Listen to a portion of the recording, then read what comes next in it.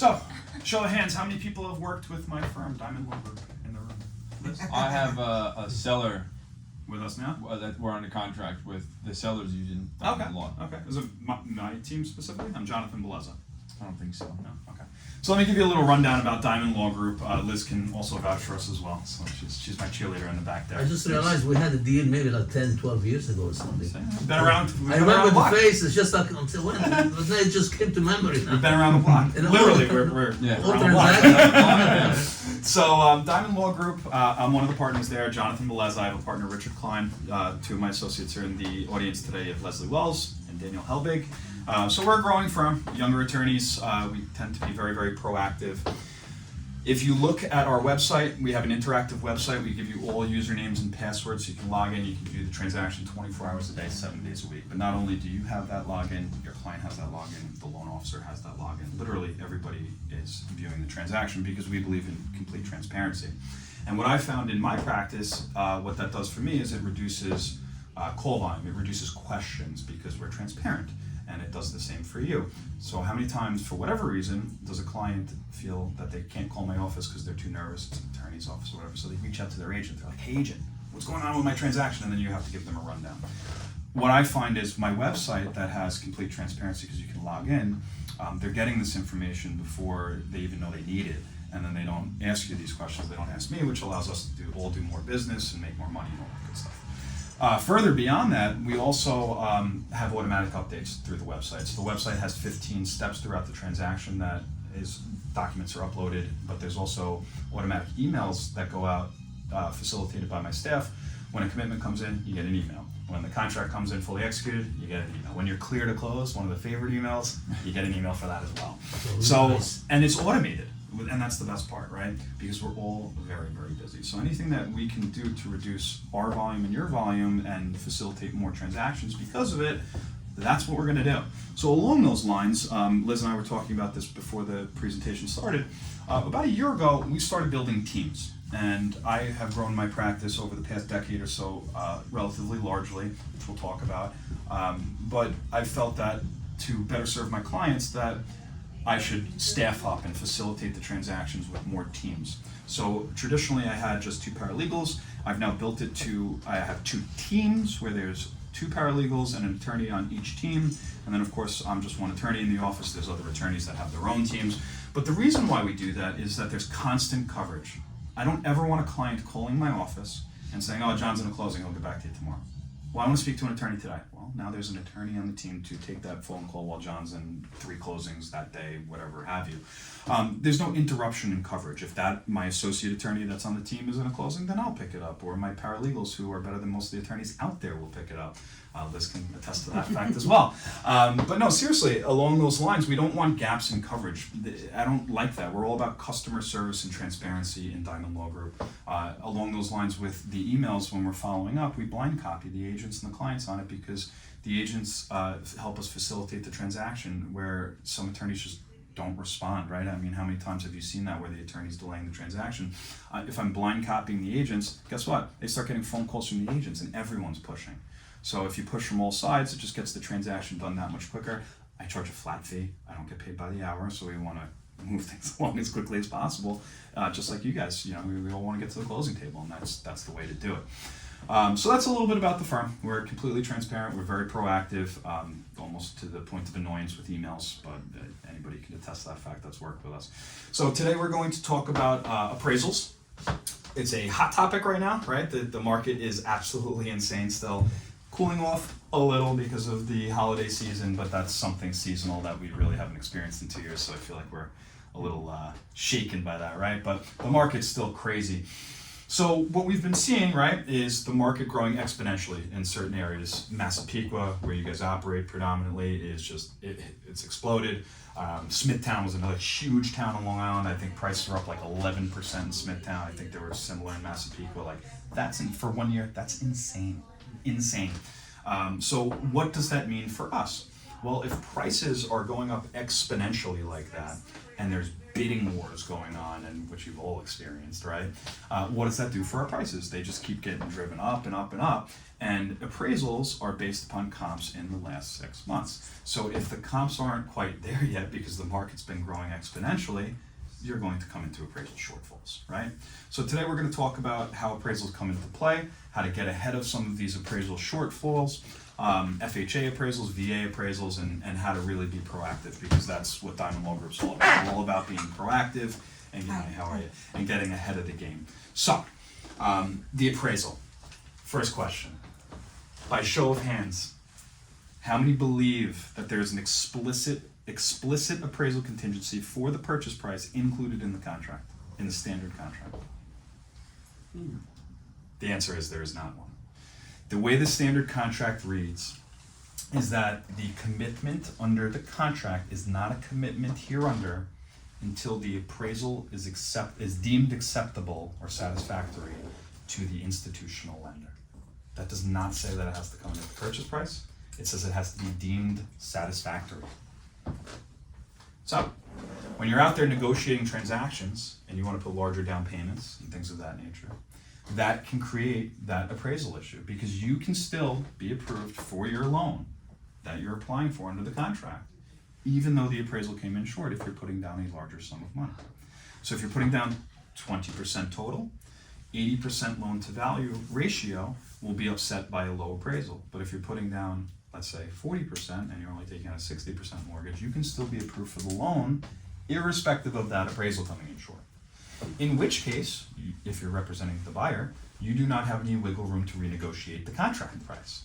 You are bound to that contract price because the appraisal has been approved by the lender and you're approved for the mortgage that's listed in the contract. Follow thus far? That creates the issue that we're going to be talking about today with appraisal shortfalls, because we've all waived in recent weeks appraisal contingencies and mortgage contingencies, or up to a certain amount, etc. So that's where the issue comes in. You have the market growing exponentially, and then you have this language that us difficult attorneys put in the contract. But let's talk about that a little bit. When I say the standard form contract, it's a standard contract developed in the year 2000. That's the most common form that everybody uses, and it was developed by the Bar Association. So it wasn't me that made that language. It wasn't any of these real estate attorneys that you all work with on Long Island. It was the Bar Association. And the thinking behind the law, because I've read the model notes, or not the law, I should say, the contract provisions, because I've read the model notes, is that there's a meeting of the minds. The buyer agreed to a price. The seller agreed to a price. That is the price that you agreed upon. The bank is telling you that the price that you agreed upon is not acceptable. So there's a meeting of the minds in the contracts. That's the way it was drafted, and that's the reason why it was drafted. So if you agreed upon that price and somebody else tells you it's not worth that, well, it is worth that to you. And if you are still approved, then you have to proceed. Follow?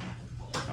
So that's a huge distinction. A lot of agents call me up. Oh, there's an appraisal contingency. There's not. There's not an appraisal contingency in the contract, other than the satisfactory appraisal. So let's we'll talk about some of those issues that come into play, but let's talk about the word satisfactory. Satisfactory comes into play with FHA loans as well and VA loans, because when we do these government-backed loans, which aren't as common nowadays because no sellers are really accepting them, there could be repairs, right?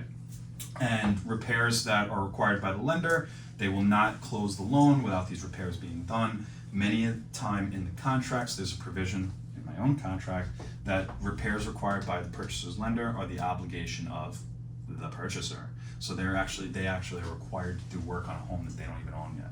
It's usually minutia, paint peeling paint, scrape the paint off, paint over it, install a hand railing. We've all seen it, broken windows, etc., etc., etc. So that's what it also means by satisfactory. It's not just value.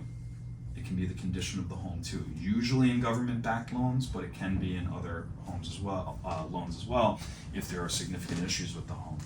VA loans are very similar to that, right? So that deals with the condition of the home. Now, there's also something else attached to FHA loans, which is a fallacy. Everybody thinks that an FHA appraisal has to come in at the purchase price. That is not the case. FHA, under the guidelines, stipulates that you can proceed as a buyer with a lower appraisal. It doesn't have to come in at the purchase price. That amendatory clause can be signed afterwards because it is not a requirement to come in at the purchase price. Now, if you sign the amendatory clause, which we've all seen beforehand, then yes, that would stipulate that it has to come in at the purchase price, but it's not required, so that's something you have to hash out ahead of time. And in the standard form contract, again, reverting back to that, not something that I put in there, it says that the buyer is going to apply for a loan other than FHA or VA. So if I'm representing a buyer, I have to make sure, I better make sure, that my office is striking FHA or VA because that is what my client is applying for. So that's why we like to have pre-approvals and stuff, so I have knowledge of what people are going for and stuff like that, so I can review the contracts accordingly. VA is something different. If they're applying for 100% financing, gotta come in at the purchase price, right? Why are sellers not accepting FHA loans? Is it just because buyers are shaky buyers under FHA? Maybe. But a lot of it has to do with agents being smart and knowing that FHA appraisals stick on a property for 3 months, right? 6 months, I'm sorry. So you have these 6-month appraisals that stick around. On a conventional loan, they'll just go away. You do another appraisal, it could come in at the purchase price. Not with FHA. That will stick on the property, it'll show up every time an appraisal is done, and that influences the appraiser, or it just dictates the appraisal price, and you can't get around it. And now the seller's jammed up and they're having difficulty selling their home, okay? So how do we get around some of this stuff, right? It seems very complex.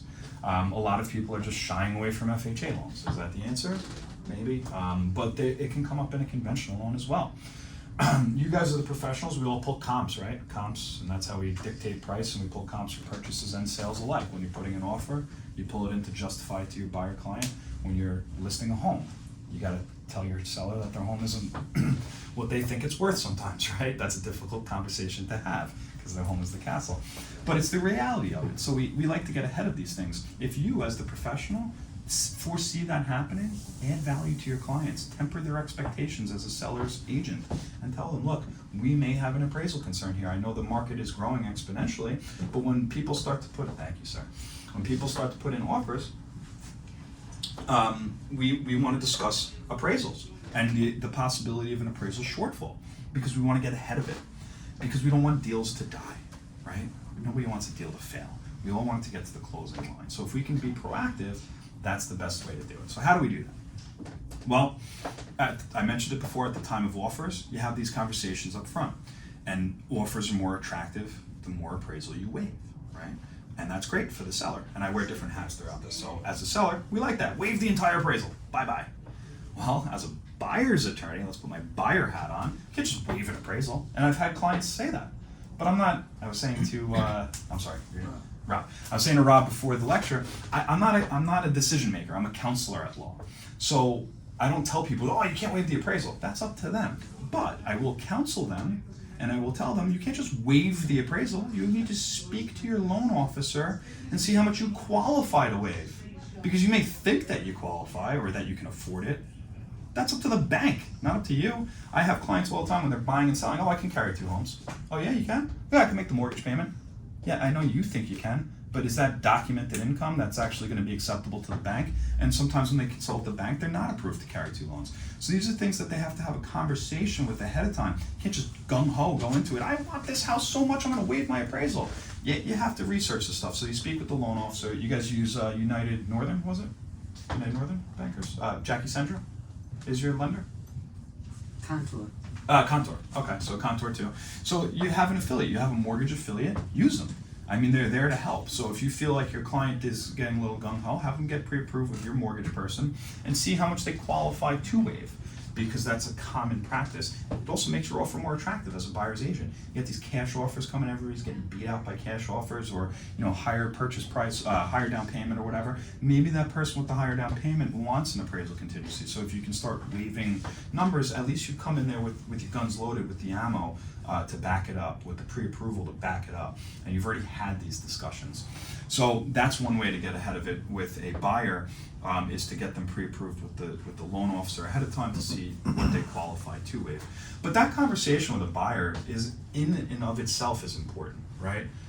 It's a tough market.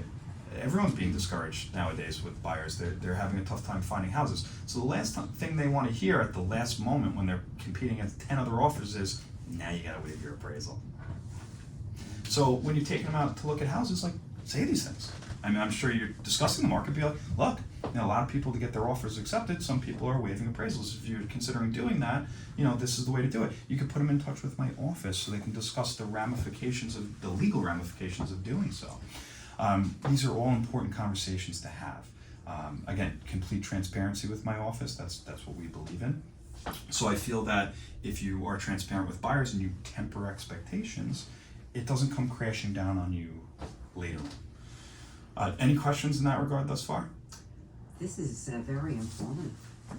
I'm just a sponge back here. I thought, well, sounds ignorant, but I thought it had to appraise. Many people do. And in Buyers. this market, when you're working with buyers, it's good information that you're giving us because they may not have found the house yet, but you might find it later that afternoon. That you can't just say, I'll waive it because that's what's going on out in the street. Oh, yeah. I'll just All of waive it. it. But now I know, well, you need to, that's fine if that's your decision, but you need to speak to your lender. Yeah, absolutely. Thank you. Absolutely. So, again, along those lines, it's very, very important because that contract is rock solid. If you're still being approved, you are going to be obligated to proceed. And I work with all sorts. I represent $200,000 co-ops. I represent multi-million-dollar home buyers. So, on one recently, it was a $2 million house, and homes in the high-end price range like that, the appraisals are wacky because the comps are different because there are no capes. They're not all capes. They're unique homes.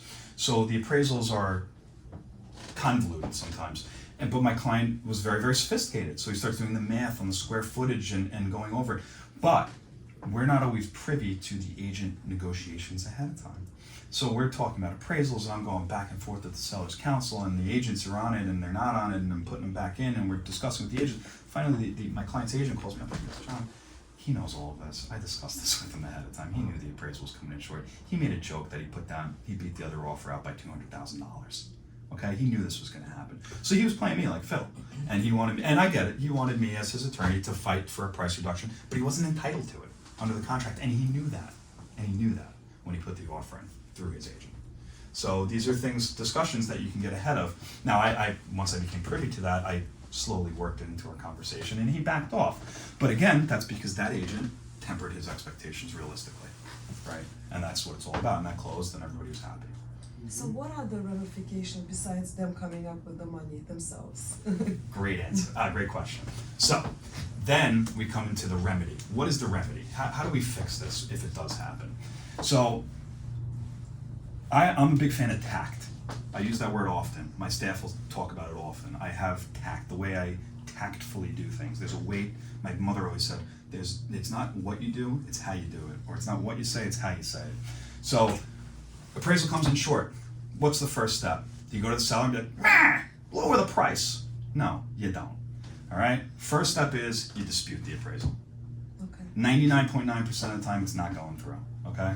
But that's the first step. You don't even tell the seller. You have your agent pull the comps, submit comps to the lender, you dispute it. Okay? When it comes in short, again, if it doesn't change, then at that point, you go to the seller and you say, hey, look, sorry, I tried. Appraisal came in $10,000 short. Actually, let's use a good number, and I'll tell you why we're using this number. Appraisal came in $15,000 short. I negotiated against myself. My lender came up 10 grand. Now I just need you to drop it 5. And because you didn't even bother them, right? You did the right thing. You negotiated against yourself. You phrase it that way, right? I had my lender come up 10. I didn't even bother you. I didn't want to bother you with that. Now I just need you to drop it 5. And chances are they probably will because you didn't just attack them. You tried to rectify it on your own first. And the reason why I'm giving that example is because that's what happened to me on my first house. I bought a house in Massapequa. I still own it. I rent it now. And when I bought, it came in $15,000 light. It was my first house. I was buying an FHA, 3.5% down. And I was getting married. So I put down very little, and I went to keep $50,000 in my bank account to pay for my wedding because I was broke and my parents weren't paying for it. Neither were my wife's parents. So when my appraisal came in short, it was the end of the world. My wife was very upset. She wanted that house. She also probably knew I was proposing when I turned the key to the door. So she was my girlfriend at the time. So she was very upset. She was distraught. And I did exactly what I said. And she's like, wow, you're going to...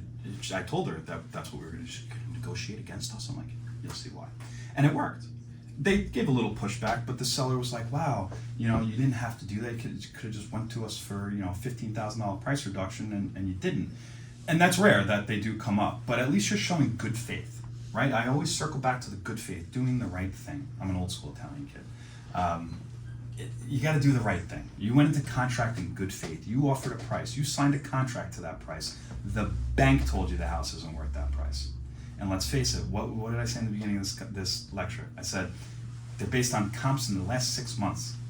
Well, if the comps haven't caught up yet, the house is probably worth that, right? Because it just hasn't caught up yet. Right. So it's not the end all be all. If an appraisal comes in short, there's tactful ways to do it. That's one situation. You could dispute it, then ask for the price reduction. You could also do another appraisal.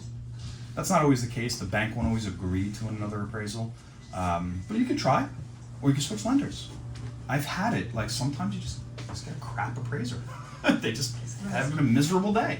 So you switch lenders, and I've done it, and a lender comes in and they just reappraise the house, and it comes up, hey, how are you? And it comes up, and it comes up in value, or it comes up a little bit, right? And then the buyer's willing to, come up with the rest, or the parties split the difference, and again, the seller's happy because you switch lenders or whatever have you. Even if it's the seller's lender. I've switched to the seller's lender as the buyer's counsel. It's just, you do what you have to get the transactions completed. So it's, to answer your question, yeah, what do? It's not the end all be all. You can dispute it. You can switch lenders. You can do a second appraisal. But the comps, again, you guys are like the frontline defense a lot of the times, because I can look at appraisal and I can tell based upon maybe the listing photos, okay, the appraisal lists one bathroom, but the listing has two. Well, one's illegal, blah, blah, blah, blah, blah. But I'm not always in the house, and not all the photos are on the listing. So sometimes, that's why I keep you guys on the emails, right? We were talking about that in the beginning. I call upon you guys, I want you to be aware of the appraisal shortfall, and I want you to have a copy of the appraisal, because I know, like me, that you guys want to facilitate the transaction and get it done. And you'll look at that appraisal and say, well, no, this isn't accurate. I listed this house. I know there's 3 bathrooms. And then maybe you'll ask me, why is that other bathroom not listed? Well, the appraisal has a copy of the title report. They know it's in the basement. It's not a legal bathroom, or whatever have you. So that's another one that gets jammed up all the time, right? Square footage. Please represent your square footage correctly on the listing. Very, very important. The appraisers take that into consideration when they value the home. They do not look at square footage of basements. Even finished basements that are CO'd only get a portion of living space value. It does not count for the whole basement. So they give you a little small An portion. attic too, right? Adding to finished attic. John, does it have anything to do with how much of it's above ground?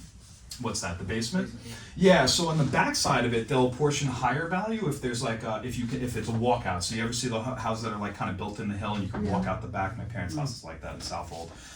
They'll apportion more value to that. And of course, if it's CO'd, right? If it's actual living space, because that's what they're looking at is living space. They want to see the living space. Very important. The attic is a huge one.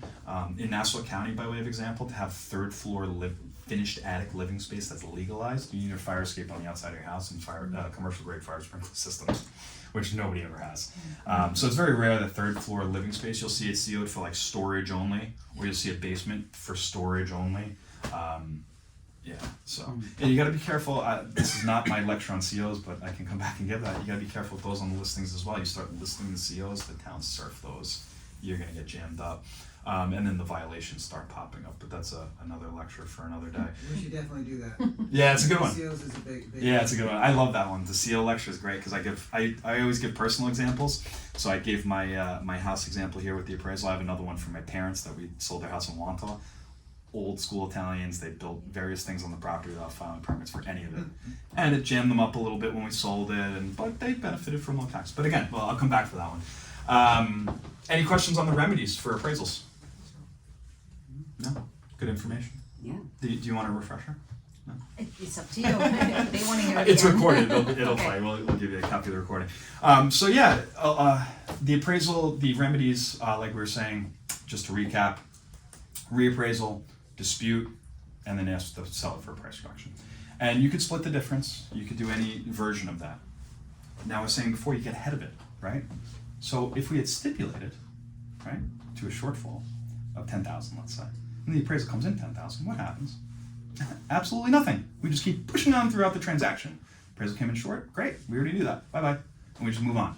Rather than disputing appraisals, doing a second appraisal, going back and forth for weeks with an attorney that doesn't respond. it can literally blow past the closing dates. It can go past your contingency dates. It can cause rates to expire, and that creates all sorts of other issues that we have to deal with. So simply by being proactive, and just because you guys have this knowledge, again, you're agents, you guys know the comps, you know the values, that's your area of expertise. Just by being proactive and getting ahead of it, it just speeds up the transaction. And like I was saying before, I don't get paid by the hour. I know you guys certainly do not. You get your commission based. The less hours we work, the better pay we get. You know, that's what it is. So if you can just be proactive and push it along, you can facilitate more transactions. You can make more money. You can grow your business. You know, the team thing that I was circling to before. You know, I said the attorney may not respond for literally weeks. You know, they're in court, they're in closings, whatever. I build teams just like that. You see a lot of these top agents building teams, right? Team this, team that, everyone's teams. Yeah, it's so that they have coverage. They can better service their clients. The same thing here. It's value added. You got to better serve your clients. So if you proactively think of these things like appraisals and you get ahead of it, it's just adding value to your clients. And we're all referral based. You guys refer me, and the prior clients refer you. That's how it works. Let's face it. So if you want the referrals, that wow, my agent was so good. They foresaw the issue before it even happened, and they already solved it before we even knew it was going to happen, right? And again, you're not agents. You're not attorneys. You are agents. So you can't give legal advice. If you are giving legal advice, you're holding yourself out there as an attorney. So when it starts to get into that realm, you just forward him to my office. You know, here's Jonathan. He's great. You have any questions? You don't even have to retain him. Call him up, pick his brain. He'll answer your questions for you, and we're more than happy to do so. All right. Questions along those lines? We're good. What time is it? 12:33. Oh, okay. So we're a little early. All right. Well, we could talk about some more stuff. I usually have a little more questions. That's why.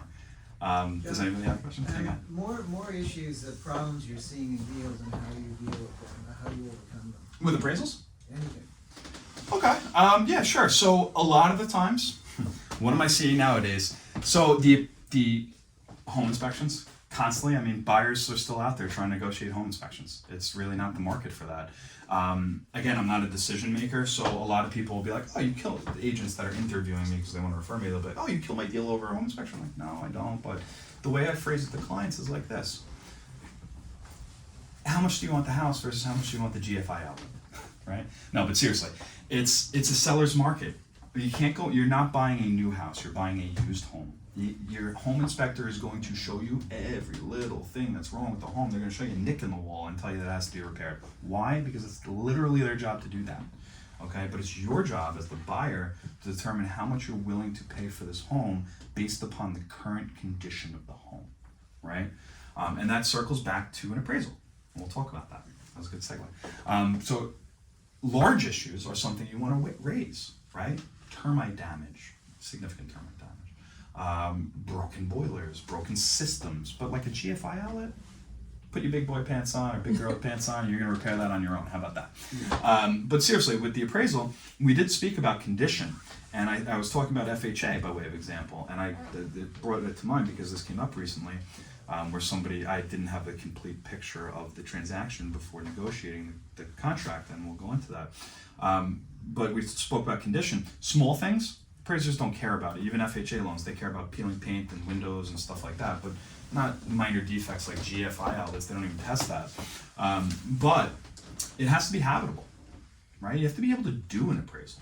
So how many people have sold new construction before? Oh, yeah. Okay, sell new construction, appliances have to be in. You need a stove, right? So not only the CO, you need the stove to do an appraisal. So there are certain things that have to be there, right? You need a stove, you need heat to be working, right? Oh, sorry, the utilities are off. Well, that's not good enough. Turn the utilities back on.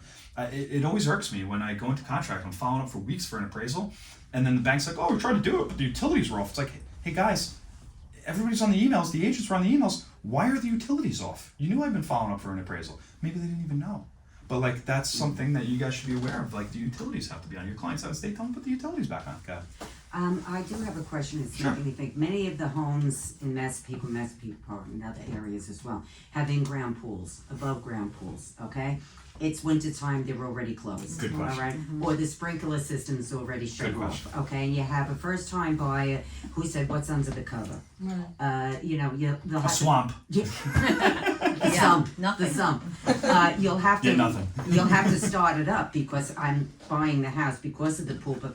So how do you get around that? Literally just had that happen this morning, and I have an email saying, "Jonathan, please call me," from the attorney. My clients, to be honest with you, are a little difficult. The closing date is on or about April 30th, I believe. So that would give us till May 30th to close, right? Which means that they could open the pool and demonstrate that, but they're refusing to do that because they're just insanely difficult. So the pool's closed. Where I have a signed contract from the buyer's council, and standardly, the buyer's council is always put in there that they'll either demonstrate the pool in working order, or they'll get winterization letters, meaning that the pool was closed at the time of winterization and it was in working order at the time thereof. Those are the typical documents that most people will accept From the company that from the closed it. company that closed it. Most buyers will accept that because if they misrepresented that it was working, you can What if it's not a reputable company? yeah, well, I mean, you want to make sure it's a reputable That company. happens Exactly. sometimes. But that's what most people will accept because nobody's holding escrow for a pool. You say escrow to an attorney over a pool, they will laugh at you. I will laugh at you. I'm not holding money in escrow Okay. over the winter, 10 grand for a pool. Okay. Not happening. Not happening. It'll drag my clients through the mud. They'll get picked apart. I'm never doing it. So usually it's winterization letters. What happens if they close it themselves? Right? Well, a lot of people do. My clients did. Yeah, then you get in a little bit of trouble. So what probably is going to happen, what I'll probably negotiate is probably a small credit for the buyer to open it, since my client just is refusing to do that, or just tell them, hey, your buyer can open it the week before the walkthrough. We'll schedule after your buyer confirms the pool's okay, right? But what happened if it was in the dead of winter and they closed it themselves? It's kind of the risk you take as a buyer. I mean, if the seller's not willing, again, I'm not a decision maker, I'll recommend against holding escrow. I'll make them sign something saying, I told you not to hold escrow for a pool. I told you not to do that. You wanted to do it anyway. So if they really push the envelope, I'll let them do it, but I would recommend that they don't. But a lot of times it's the risk the buyer takes that you're opening a pool, and it could be, a nightmare. Don't buy a house in the winter. That's why a lot of people don't buy a house in the winter. So we have this slow season because of snow and pools and sprinklers. People can't check a roof when there's snow on the roof. People can't check a pool when it's closed. Sprinklers, same thing, winterization. But a lot of people, even more so than pools, they have their own air compressor and they blow out their sprinkler lines themselves.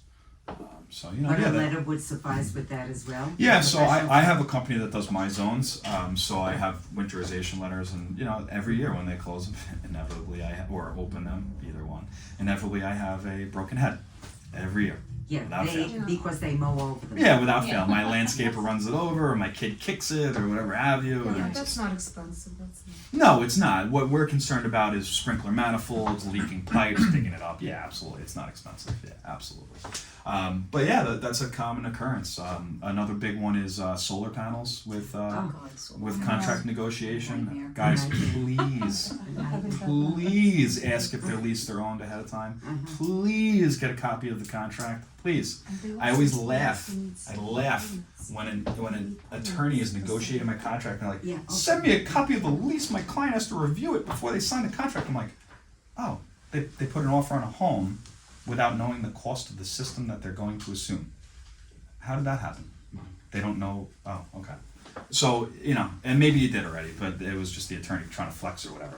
But please get the information ahead of time because that can really screw up your transaction. I almost had one fail because of that. There's all sorts, I can give a whole solar lecture, there's all sorts of complexities like government subsidies that then reduce the balance and then change your payments. So like I just had that happen recently where my client, who I actually bought with, didn't use the subsidy to buy down the loan, so now her payment was actually cost prohibitive against the actual electric bill. The electric bill is cheaper than the panels because she didn't apply the subsidy. She wouldn't spend that money. She went and bought furniture when she bought the house instead of then buying down the loan, which now, God bless, his soul, her husband passed away and she has to sell the house. Well, now she's trying to market it to buyers and it's cost prohibitive. So what she has to do, she has to pay down the loan a little bit for them to take it over. But this all could have been flushed out ahead of time. Instead, you know what happened? Contract took 2 weeks to negotiate. So again, value added. You want to speed things up. You want to move quick, right? Because commission. And that extra you don't work cost could hourly. affect the loan. It could also affect the loan, yeah. It could also affect the loan. So appraisers take that into consideration. Solar panels add value, but it's offset against the lease payment, right? So you have to take all this stuff into consideration. when you're doing it. And actually, I did have an appraisal issue on that, and we were able to have it come up a little bit in value because it was on Hughes, Leslie, because they were reducing the payment on the panels and thereby adding value to the home.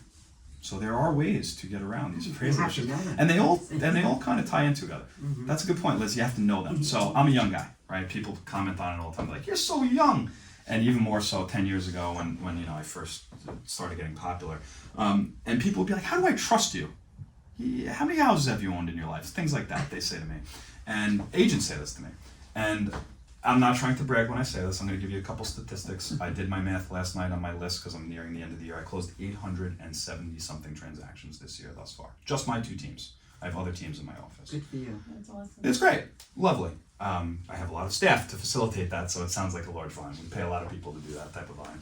But the point of me telling you that is not to toot my own horn and talk about how popular I am. That is my cross section. Most attorneys do what? 200, 300, 400 maybe, 500 even. 800 transactions a year is a lot, and I work with some big agents that do 100 transactions a year. And when I first started working with some of those agents, they made those types of comments that I just referenced. And I looked at them and I said, and back then I was maybe doing 400 or 500. And I looked at them, I said, you did 100 last year? All right, I did your volume in 1 year, for 5 years in 1 year. And not that I was trying to brag, but I was trying to say the cross section. Why is that important? Why is that important? I literally had this come up yesterday. And I have all these examples because of the cross section that I do. This novel issue, quote unquote novel issue for this attorney came up and he's, oh, I gotta research this. Research it. It's novel to him because he does 300 a year. I've seen it 18 times over in my practice. So a lot of times when issues come up, I'm on autopilot. I said to Leslie this morning, we were talking about writing emails, like half the time, I'm not even thinking about what I'm writing because my hands are just moving. Because even though it's a novel issue to them, real estate is, I don't want to say cookie cutter, but it's pretty cookie cutter.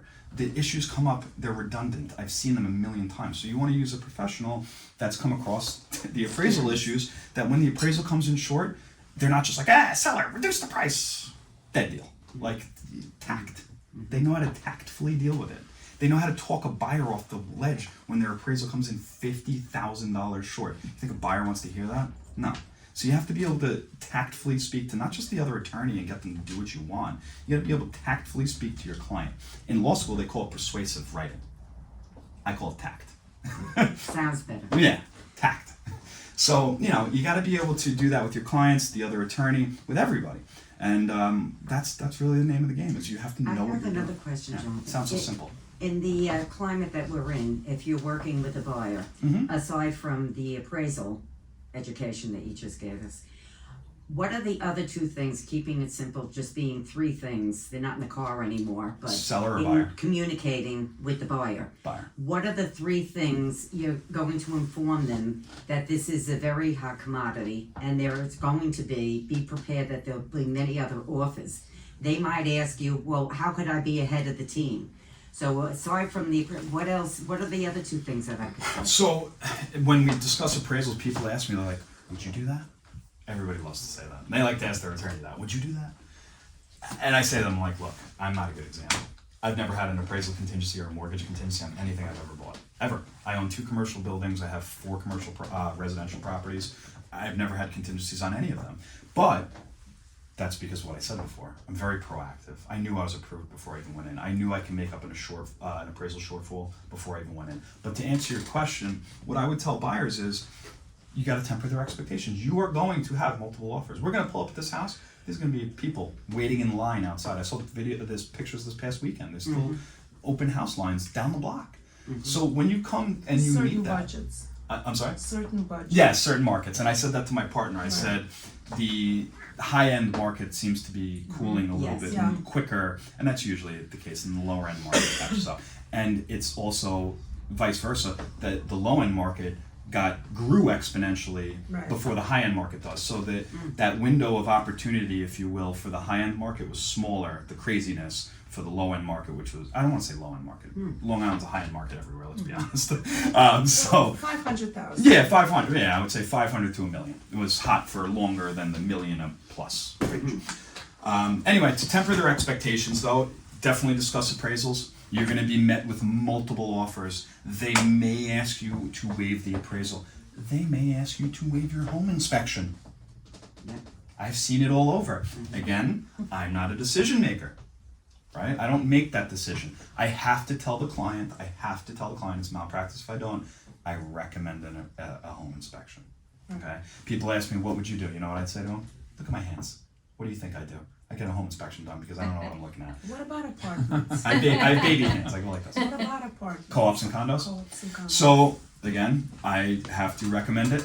A lot of people prefer not to, and I say that to the client. I say, look, you're only responsible for the sheetrock in on a co-op. Correct. You may not want to do a home inspection. It's totally up to you. That you usually get a lower price to do one. Realistically, the only thing they're testing are appliances and fixtures. So if you can, maybe a little bit more, but if you can do that on your own, What about leaks and stuff? and then you can feel more safe. Yeah, I mean, they can look for that, but a lot of times, like, leaks from other units are the responsibility of the other unit owner. But yes, to your point, I would recommend it. But to Liz's point, a lot of people are waiving it. And when I say that baby hands thing, I say, look, I have clients say that they're a contractor. Good, then you're a contractor. You don't need a home inspection. But you may not be a well-rounded contractor. No offense to you at all. And I don't mean well-rounded like this. I mean well-rounded where you're a Every carpenter. field. Yeah, you're a carpenter. You're not a plumber. You're not an electrician. So, and those people are usually cavalier, right? Those contractors, they know everything. So they'll be like, I'm fine. I just get it in writing. You're waiving the home inspection. That's perfectly fine. But that's something I see all the time. Agents to entice me, to get me to send out the contract quicker, because everybody wants, send out the contract. I'm like, was the home inspection done? And then they're like, oh, the buyer waived it. I reach out to the buyer's attorney, he's like, they didn't waive it. So, a lot of times buyers will say that to you too on the listing side. So this is a good tip for the listing side. They'll say, oh, I'm waiving the home inspection. We verify that with the other attorney. So they may be telling the truth. The buyer and their agent may be telling the truth. The attorney gets involved and they squash that. So you gotta be careful with that. Same thing with the appraisal. A lot of times when I'm sending out a contract, like when I'm introducing myself to the other attorney while I'm waiting for the home inspection, just to get ahead of it. Be like, oh, the deal sheet says you're waiving the appraisal. Are you? Go discuss that with your client now, right? Because I don't want to send out a contract with an appraisal waiver and they strike it. Then I got to go back to people. It's like, guys, this is on the deal sheet. Everyone agreed to this already. Why are you striking it? So I try to, again, proactiveness, get ahead of it. I don't want to deal with this stuff later on. I want a nice, smooth transaction. The biggest complaint about attorneys and real estate transactions in general, attorneys is they never get back to you. So we solve that one, right? I have teams and we do all that. The other thing about real estate transactions is super stressful, right? Everyone's like, oh, it's the biggest purchase or sale of my life. So stressful. So anything that you can do proactively to reduce that stress, like a short appraisal or a home inspection waiver, do it ahead of time. Anything that you can reduce your client's stress and point it out to them that you're reducing their stress in the process, they'll appreciate it because that's value added. And I think they'll appreciate it and they give you their referrals in the future, friends and family, because of it. Yes? I know you spoke about appraisals, you started off, which I apologize. No, it's okay. I missed, but just in case I'm repeating a question. Not at all. Yeah. Scratch it. So I'm worried about an appraisal coming in on a listing I have, because the buyers are now asking for a seller's concession. Okay, so that's actually a good point. I should have worked seller's concessions into this. Okay. Seller's concessions are very, very popular and they have been for 10 years, and I'll tell you why. Interest rates are at an all-time low. I took a seller's concession on my property when I bought my new home because I got 2.875. That's like free money. Yeah. Okay, so instead of taking 20 to 40,000 depending on the purchase price and closing costs, and dropping into your home, why not finance that over 30 years and take that 40 grand, put it in the stock market, pull 18% on your money over 20 years? Sounds like a win-win to me. So a lot of buyers want to add the seller's concession, and that's okay. And I'll tell you why. If you have a good seller's attorney, they will write into a contract with a seller's concession that you only get that concession should the home appraise. If the home does not appraise, the concession is automatically removed. And again, proactiveness, staying ahead of it. I don't want to talk about that stuff ahead of time. The contract already says that. So I don't have to do anything. When the appraisal comes in at the purchase price without the concession, it's just removed automatically. There's actually a clause in the contract that says that.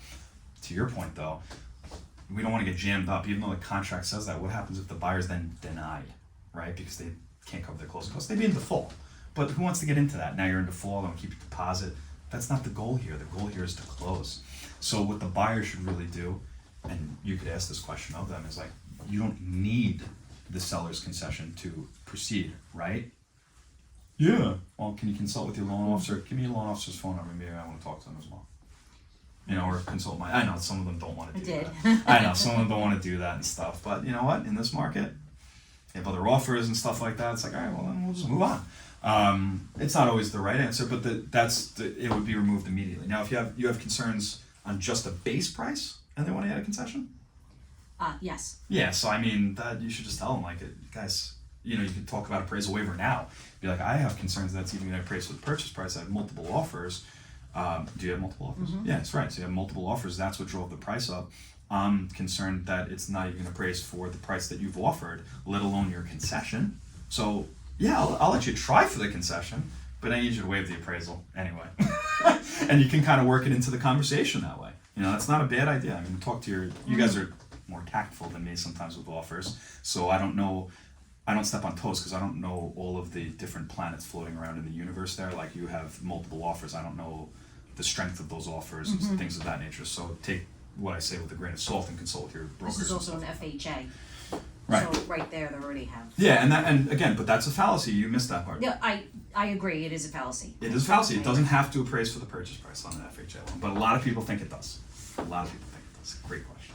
So the seller's concession is huge. It's not necessarily a bad thing. It's free money nowadays, but appraisal concerns. Now, a lot of clients, because again, we're the professionals, they are not. They think, when they Google seller's concession, they think two things. They think one thing, seller's conceding something.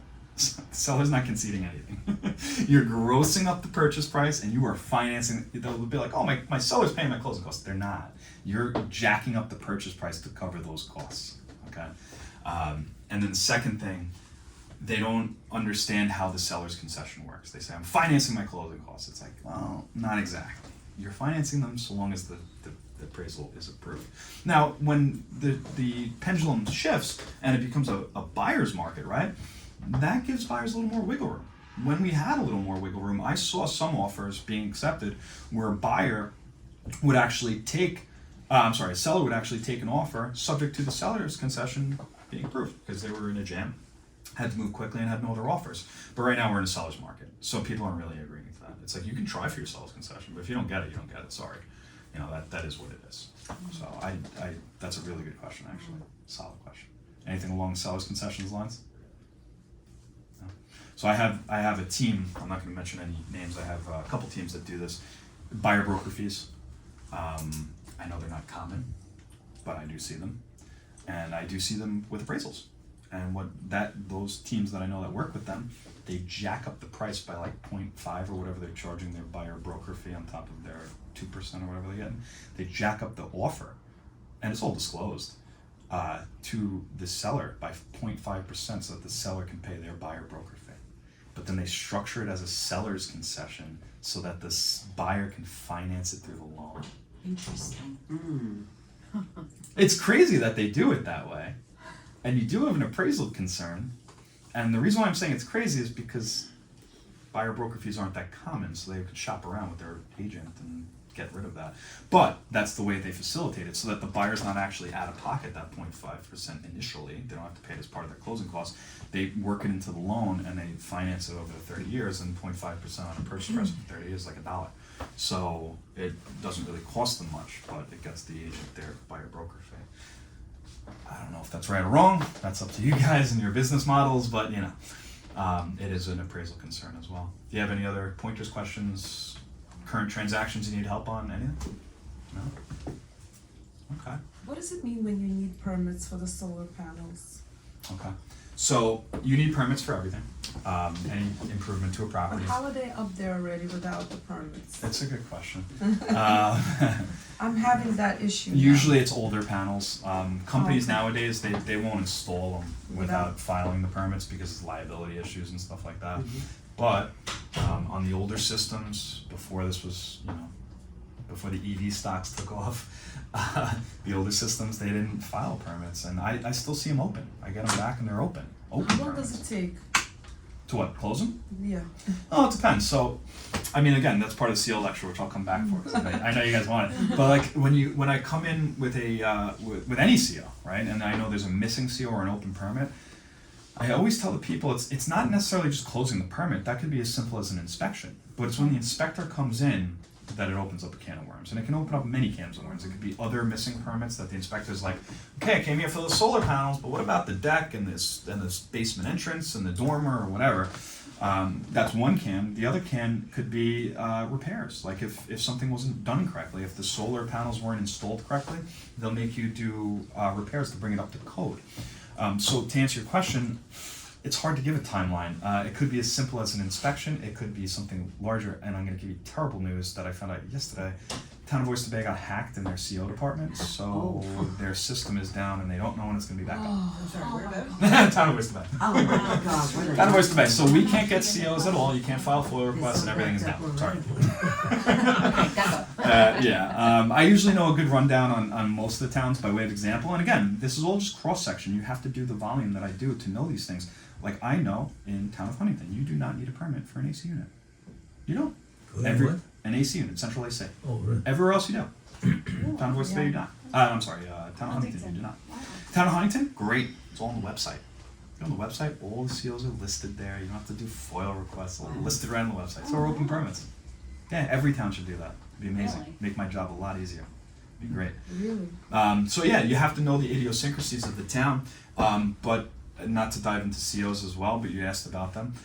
You got to temper clients' expectations with that as well, because clients hear things are illegal, right, and they cry and they get upset and they get nervous.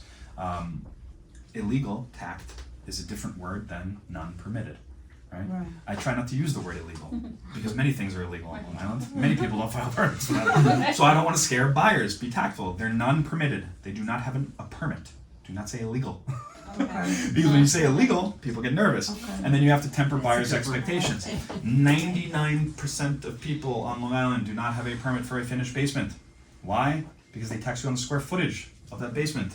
So buyers don't know that. You tell them the basement's illegal, and they're, oh, the basement's illegal. They're first-time homebuyers. They don't know. You're the professional. You got to coach them through this. Again, that's partly legal advice. So you don't want to tell them, it's fine. You say consult with your lawyer, but like most people don't have a permit for a finished basement. And you just leave it at that. Consult with your attorney. And if you have a good real estate attorney, they'll explain that most people don't have a permit for those things. They also will explain the ramifications of purchasing a home without a permit for things. When you go to sell, when you go to file a permit for something else, you got a crappy neighbor and you're renting the basement, things like that. Those are all real situations. So yeah, that's a really good one though. That one will take probably an hour and a half on the seal. I'm sure that's a good one. Any other questions? Good stuff. I left, we got 3 sets of cards. You got mine and my 2 associates. We all have the same knowledge, so if you have questions, you call me. If I'm unavailable, somebody else will help you. Liz loves Lisa in my office. She's been doing this. They're all wonderful. Lisa's been doing this longer than I have, and she's better than most of the attorneys out there. So They go beyond the call of duty. thank you. Remember the one in out east? Oh yeah. That was a client in Costa Rica, and we went, and he was selling a property out east, and we went Yeah, above and beyond. yeah, It was fun. they did. It's still going on. Oh no, that's the other one that's still going on. Oh, no, No, oh, no, that's the that's other the one in Massachusetts. That's the other one. That's the other one. But he's also at a state that we had to go. Well, that's what's happening this I know. time of the year. They're all snowbirds. I know. I mean, you have to be. So you're talking everything. about proactiveness. That's a good thing on the sell side to be proactive about. A lot of people don't like to attend closing nowadays because of COVID or whatever have you. POA. A lot of sellers are doing POA. They're out of state, they don't want to come to closing, or they're in state and they don't want to come to closing. It's easier for a seller not to come to closing because there's no loan documents. So it's something you can, Ahead of time. yeah, you get ahead of it. Like they're all concerned that they're moving down to Florida and they're not going to be here. Well, talk to your attorney. We can facilitate it. My office, we don't require wet signatures on most things. Closing documents we do, obviously, because it's required. But the contracts are all DocuSign now. Everything's DocuSign. What if you're, what if you're selling for you're the power of attorney for a mom that's deceased or in a nursing home? You don't have to go? Okay, so there's a couple issues there. What she's referencing is a durable power of attorney. Durable power of attorney is for somebody that's incapacitated. So in that instance, with a durable power of attorney, that power of attorney, because it's being used to sign the closing documents, has to be recorded, right? The answer is no, you don't have to come, but it has to be facilitated in a certain fashion where we record the power of attorney, which costs additional funds because it's recorded. Whereas where I do a normal power of attorney, I get the power of attorney signed in case there's something that comes up at the closing, but I have the client pre-sign everything without the power so that we don't have to record it. I'll tell you the difference. So when you are recording a deed with a power of attorney, you're paying recording charge in Nassau County. It costs you $700. $355 recording charge, $350 assessment fee. It's expensive. Suffolk's a little cheaper. We avoid recording it because we're not using the power to sign the deed. If I have the client pre-sign the deed, then I'm not using the power and I can just record it. Why do we need the power then? There's other things that come up at closing. Bank documents, random affidavits that the title company failed to send to you. Any number of things. And I need to be able to make decisions on behalf of my client utilizing that power of attorney without recording it. So I'll charge to draft it, but we avoid the $700 recording charge, which is, well, yeah, it's twice as much as I charge for drafting it, is the recording charge with Nassau County. It's insane. So to answer your question, yeah, I mean, we can facilitate most transactions sellers do not need to attend. Most transactions. During COVID, I did them all via mail away. It was mail-in documents. So that's, people were freaking out about it. Some sellers and agents alike, they're like, what do you mean you're just doing it via mail? That's how most of the country operates. Most of the country don't have me. They don't have attorneys. And they do everything electronically and via mail. So when this was happening and we were doing it via mail and wire, some of my older counterparts that don't operate like that in New York, they were like fumbling around. They couldn't figure out how to do it. Like, guys, look, you're going to do an escrow agreement where you're not going to release any of the documents until I confirm receipt of the proceeds. You can send me a wire. Please have the closing at 10 o'clock in the morning so you can facilitate the wire so that it hits before the end of the day so you can buyer can have access to the home. It's actually really easy. It's just people aren't accustomed to it and everyone's resistant to change. If COVID taught us anything, it's that change isn't always a bad thing, right? I mean, we've all facilitated pretty good volume this past year and doing it in a different way than we ever have, right? So it's not always a bad thing. You retool yourself, you reinvent yourself. I mean, I created Teams this year. It was a great thing. I created DocuSign this year with my firm that we never did before. Beautiful thing. A lot of clients at first, I was getting a lot of pushback with COVID with in-person contract signings. Some people wanted them because they want that feel, and some people were scared. We do it all via teleconference. There's no reason to risk anybody, somebody's, immunocompromised or whatever, and we do it all via teleconference. There's no reason for anybody to feel insecure. Again, value added, like you tell your clients, like, we can do this without you even going in person. It's very, very easy. So, value added. All about it. All right, questions, concerns? Thank you. Again, after these things finish, you call me, pick my brain at any time. Cards are right there. Don't be bashful. Thank you. All right. Thank you. Give John a big hand.